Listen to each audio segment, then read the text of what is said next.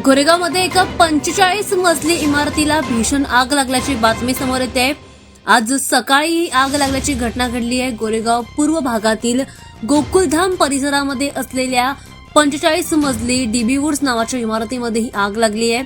ही घटना ज्या मजल्यावर सुरू झाली त्या क्षणातच लगेचच धूर यायला सुरुवात झाली आणि त्यानंतर आग लागल्याची बातमी समोर आली। दरम्यान सकाळी 9:30च्या सुमारास ही आग भडकल्याची माहिती अग्निशमन दलाला मिळाली।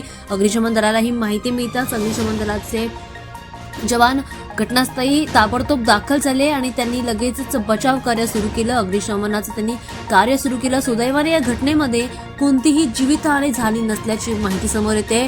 मात्र या घटनेनंतर परिसरामध्ये प्रचंड खळबळ उडाली।